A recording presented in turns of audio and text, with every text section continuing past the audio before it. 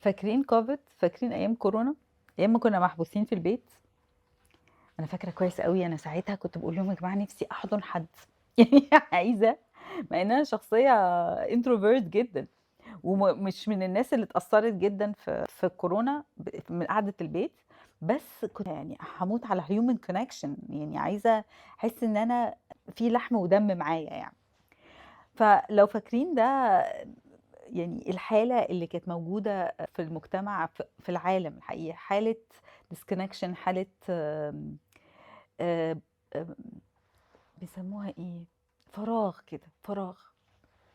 برجع ابص علينا دلوقتي كده، احنا رجعنا نبقى disconnected تاني، رجع كله بقى ورا الشاشات، بقينا بنخاف من التقاء العيون، بقينا بنخاف من لحظات الصمت اللي بتيجي واحنا قاعدين مع بعض، فبقينا كلنا طبعا بنستخبى ورا الشاشات.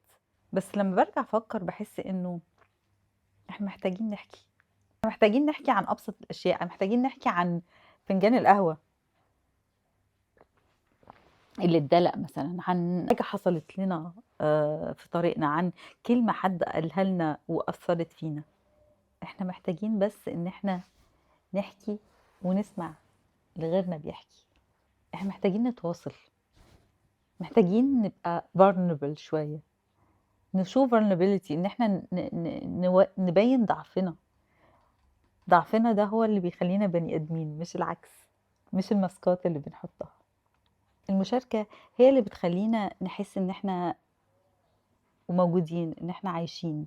المشاركة هي اللي بتخلق اللحظات الحقيقية جدا، اللي بتخلينا نبقى متواصلين connected. ودي اكتر حاجة احنا بنحتاجها كبني ادمين، التواصل. ان احنا نحس ان احنا مع بعض، ان احنا نحس ان احنا مسموعين. احنا بشر لحم ودم، ما احناش يوزرز في ابلكيشن. لما بنحكي بنحس ان احنا عايشين، وبنتحول من منطقة المكتوم لمنطقة المنطوق. وبدل ما احنا عايشين في جزر منعزلة بنبري كبير.